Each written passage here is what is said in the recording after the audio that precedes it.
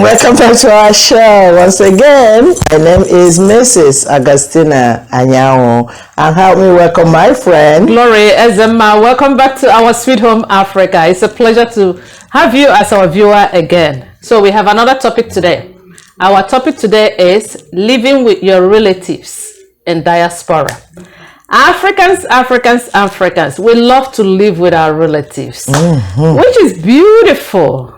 But many Africans that are living abroad, they have so many conflicts between the relatives that came to live with them from Africa and the ones that are here. All right, so that's what my friend and I will look into, to give you advice on how to live with your relative in diaspora. It's a different culture, so it's not easy. All right, so my dear friend. My dear. We've had so many experiences. We have, yes, and we have experienced some. We've heard from others, and we have seen many. Yeah. So go ahead and tell our viewers some of the ones that you've heard. Yes. First of all, it's good. I love it in all Africans. We are our brother's keeper. That's true. And when we go anywhere, and if we see like things are getting better, we reach out to call our brothers or sisters or any other relative of ours. And that being said, when you are back home, you have expectation of how you think abroad is, because we watch so many videos. We think everything is bed of roses, grass look greener on the other side. And I know that most of our relatives get disappointed once they get here. That's some of us. That is true. Some of them meet us in a one-bedroom apartment. Some of them meet us in a high-rising apartment, like low-income apartment, and some of us live in a basement. And they're looking forward to see like a mansion. Everybody have their own room, toilet system, everything is working. You press the bell, the food will come there. But unfortunately, when you come here, your brother or sister is working 24 hours a day, because now they have additional mouth to feed. That's true. And that make you, every place is what you dreamed about. Some of you give your clothes out before you come. And when you get here, your relative or relation that brought you here is looking at you to change your clothes, and you're looking for them to take you shopping.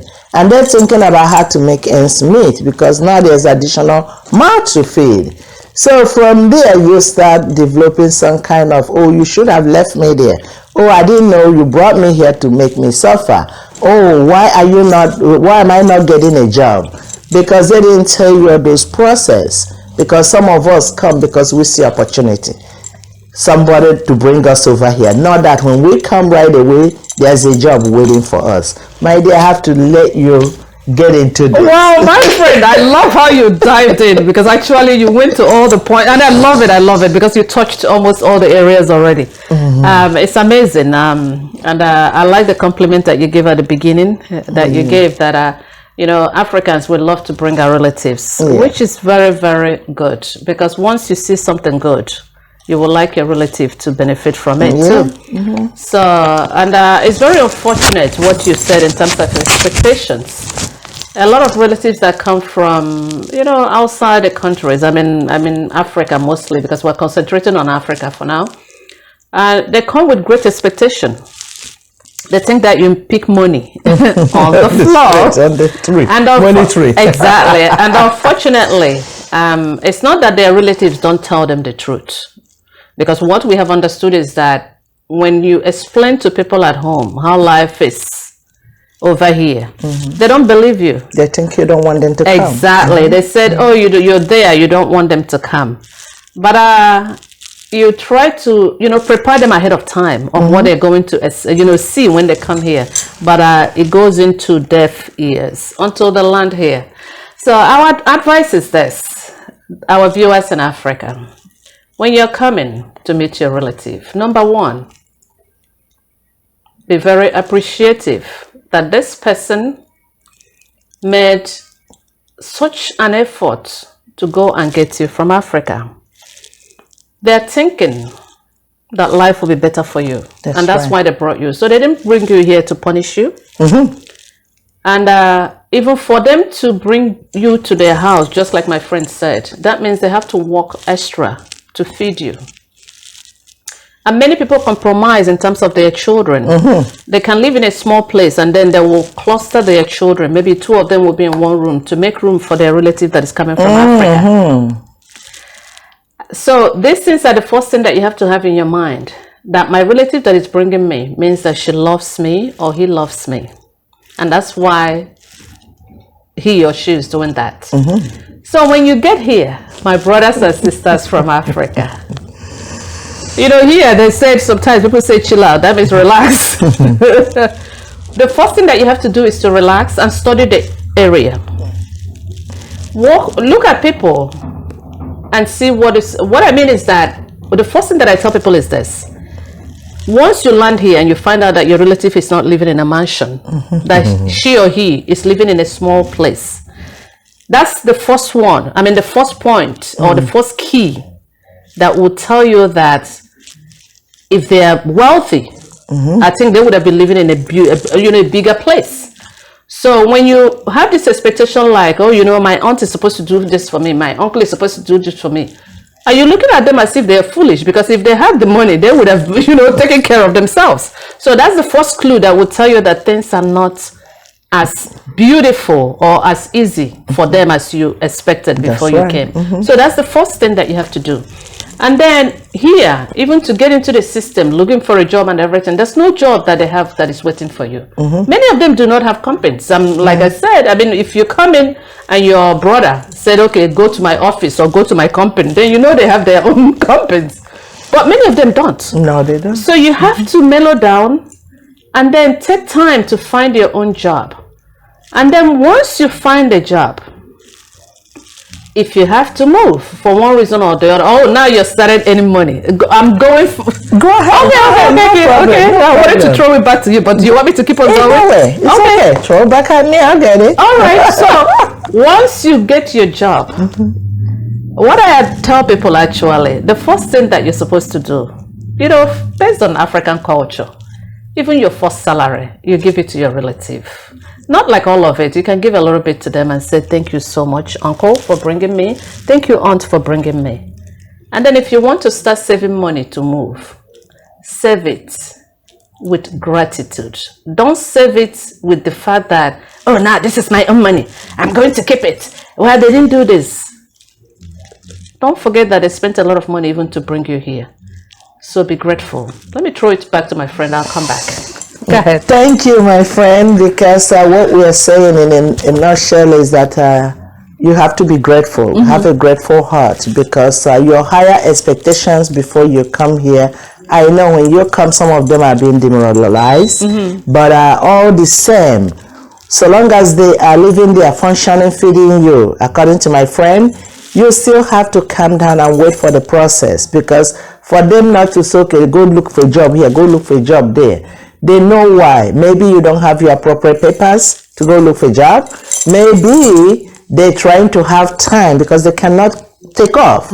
Taking off here means they're not going to get paid.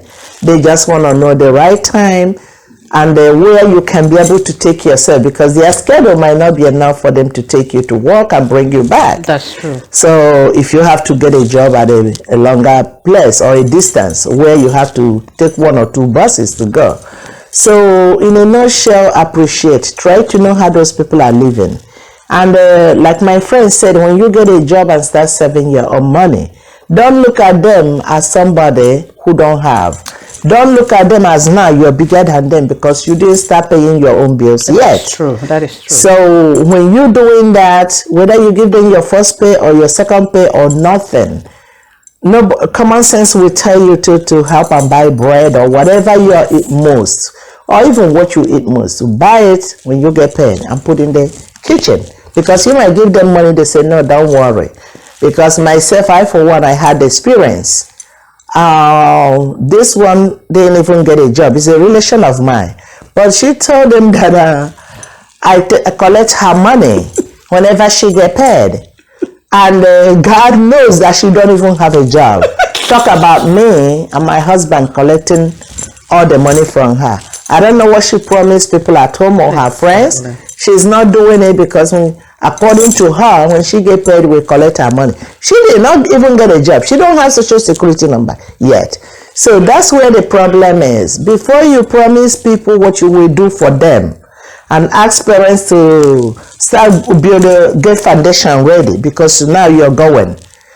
Expect them, promise people cars and everything before you land, according to people. Before you land, please do not promise people anything. Don't promise nobody, because you do not know where you are going. Exactly. And then when you get money, then you can be able to start satisfying or whatever you want to do that is in your brain. So those higher expectations you have before you leave home, most of the time it causes conflict. It causes you become angry at no reason at the person that brought you. You look at them, one even say I use her as a maid. My kids go to school, I go to work. I have no clue what she's doing for me. I'm waiting for her to get a job and pay me all the money I spent to bring her over here. But she thought I'm using her as a maid. What are you doing for me? Is the question. So now, because when people call her at home, she didn't tell me direct. People at home are calling me, telling me. So I say I have no idea, because they made so much promise and they still want to cover lies upon lies. Exactly. So they have to blame somebody else. So these are some of the don'ts and the do's. And when you get to somebody's house, common sense will tell you to help out around the house. Exactly. Financially, if you're not contributing, if you can cook, you cook. If you can do the dishes, put it in the dishwasher so that they can wash. So whatever you can help do, take clothes and put in the washing machine. I don't think those are too much work for anybody that is feeding you, put a roof over your head. I don't think that's too much for you to have to do until you get your own place. My dear. Thank you so much, my friend.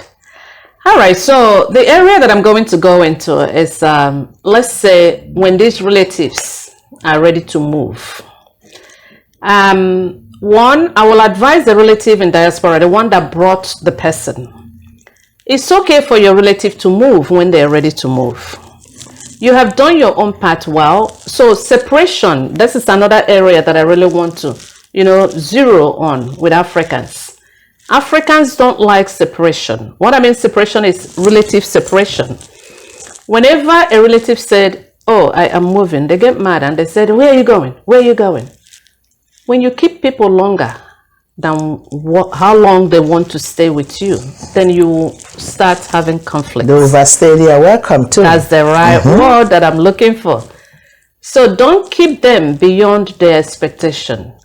If they say, oh, I've been here 1 year, I want to move on, tell them, thank you so much for living with us. And then the relative will say, thank you, auntie, thank you, uncle, for keeping me. And then you separate amicably. Don't wait until it becomes a friction. And then the relative from Africa, when you're ready to move, move because you want to move. And then once again, move with gratitude. Don't leave and come back and say, oh, they didn't give me food. Oh, they were mean to me. Oh, they were this. Just because now you have money and now you found a place that you want to live. You know what I tell people sometimes? When you separate in a peaceful way, peace follows you. Amen. When you separate with anger, with conflict, conflict follows you wherever you're going. That's right. So that's why it's very important. Be grateful to someone that have helped you. Do not burn your bridges, because you never know when you will need help again. Even if you don't need help, it's always good to say thank you and move on. And then another thing is this. A lot of you, when you want to move, you attach yourself to somebody. Either you got friends outside and the grass is always greener on the other side, and they tell you, oh, you know what? Your auntie is stupid. Your uncle is stupid. I'll take care of you. I'll do this and do this and do this. Be very, very, very careful. Because these are people, like I said, that took their time to bring you over here. So if you're leaving to go to somebody else, go in a very peaceful way. And do not criticize them. They did what they think is best for them, to do in terms of helping you. And then when things get better in life, if you can help them back, it's fine. But the conflict that we're seeing abroad with relatives, I think most of them, we can cut them down if we become grateful. Be grateful to people that brought you. And then the relatives themselves, even the ones in diaspora. Let's talk to you now. Don't have so much expectation even with your relatives too. When they come, you don't expect them, maybe they're your younger sister. Because of it, they have to, everything that you tell them to do, they have to do it. You have to be in control. I want you to understand this. That your little sister, that your little brother, before he or she came to you, he or she was living somewhere else. That's right. And he was not obeying instruction with anybody 24 hours, including your parents, if he or she was living with your parents. So just because now she is in your house, if she goes out when she's not supposed to go, which is norm for teenagers, then it's like she has committed a crime or he has committed a crime. Treat them like you would treat your own children. They will be as stubborn as your children, the same way. So you don't expect that their own obedience will be 100%, even if your own children are 50% obedience. Just because you brought them here. You're like, I brought you from Africa, and now you're not listening to me. Your children, all of them are not listening to you either. So treat your relatives that come to live with you as you would treat your own children too. Go ahead, my friend. My friend, you said a whole lot, and all these things are true. So what we are doing is giving a suggestion, giving advice, maybe based on experiences we had and what we have seen. So to me, being grateful is the rule of the game, because whoever brought you here, opened their house for you to come and pick you at the airport, help you get here and stay with him or her, there is love. Exactly. Any other friend or acquaintances you want to get outside that want to tell you that your own relative is mistreating you, I don't think that's genuine love they have for you. All they want to do is to put a word, confusion between you and your parent, and your whoever brought you. Could be yeah. So to me, I think you who know that your relative more than the acquaintance, you shouldn't be taking your business with your relative and they go and give to somebody who maybe, of course, have a different culture, a different upbringing, a different background. So if you have any complaint, I think if you have your own parent back home, you can tell them, or call your sister or your relative and say, you see, like my friend just mentioned, well, if they have children, their children go out and they're not, being serious with them, like curfew, when time to come in and when to go out.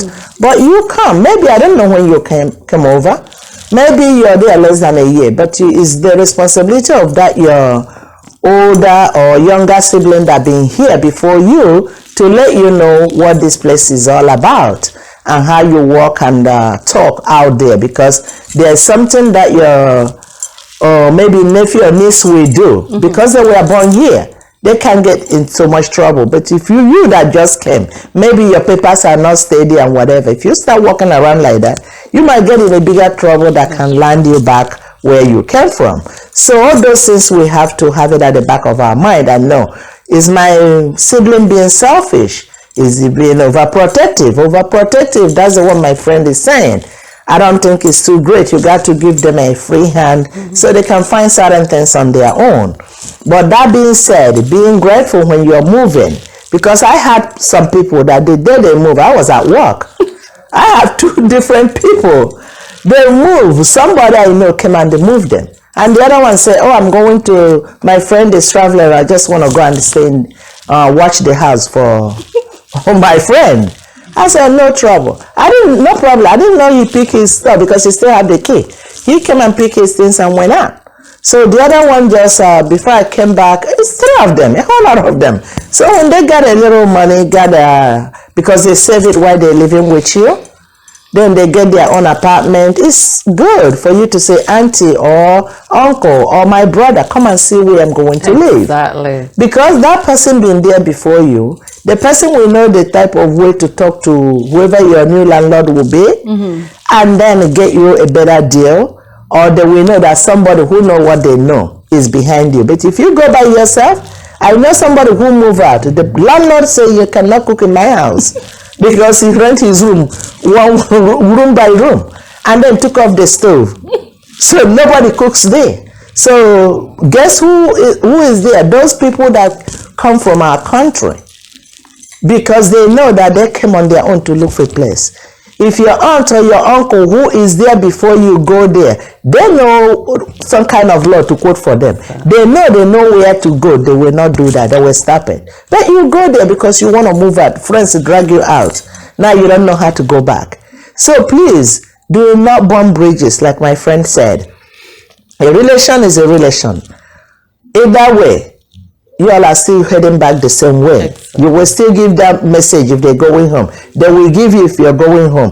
Do not follow a stranger and think a stranger is a stranger love you more than a relative. Either way, you have to mend. If you have already done that, please go back and find a way to make amendments. That's true. All right. Thank you so much, my friend. I love the last part that you said, because a lot of people have done that in diaspora. So it's not too late to say I'm sorry and keep on going. And actually, I know a lot of relatives in diaspora. They'll be, oh, good, tell them. But now let me talk to the relatives in diaspora. The ones that live here. Yes, you brought your relative here, and you have done noble by bringing your relatives here. But at the same time, I just want you to understand, just because you're abroad and you have money does not mean that you have to, I don't even know the word that I want to use to, talk to your relatives in a very condescending way. I tell people, money does not mean that you have it all. What I mean, you still have to respect people even if they don't have money. Because we hear about relatives that say, I brought you here and this and this. Just because you brought someone to America or to London does not mean that you have to control their life forever. So this is one thing you have to understand. You have done your part well. And the point in life, it's almost like when you're traveling a journey, you take someone to a destination and then you allow them to travel by themselves to get to where they're going. So just because you brought a person here does not mean that you are in control of their life 24 hours a day. Give them leeway. Understand that they are human beings. And just because your money could be more than theirs today, theirs could be more tomorrow. That's what I want you to understand. Yes, you have done well by bringing your relatives, but please do not impose your own life, your own value, everything about you inside that person. And if that person doesn't go the direction that you want them to go, then it becomes a disaster. They have their own life. They have their own callings in life. They have their own gifts. They have their own vision and mission in life. Whatever they want to accomplish is embedded in them. So you have to allow them to come out the way they want to come out. That's right. As long as they're heading the right direction, advise them. But what I said, do not, be so rigid just because you went to Africa to bring them here. Then that means you are in control of their life. You're not in control of their life. God is in control of their life. All right? That's what I wanted to tell you. The relatives here. And then the ones that came from Africa. My friend said it all. Once again, if you have in one way or the other offended your relative, it's not bad to pick up a phone and call them and say, I am sorry. I did not understand that this is the way life is over here. They will understand, because a lot of people did the same thing when they came. All right? My dear friend. My dear. I think I'm done. I think a word is enough for the wise. We already finished with the advice. So. Good. All right, so thank you once again for watching us at Our Sweet Home Africa, where we bring up little things that we're going through in Africa and the ones that we're going through living abroad. And then we offer simple advice that we believe will help our people to have a better life. That's so right. Thank you so much for watching us, and watch us every week. at our sweet home, Africa. Thank you for subscribing. And if you have not, please just click on the subscribe button and let us know how we are doing. All right? Thank you so very much. God bless you. And you have a great and wonderful day. Thank you.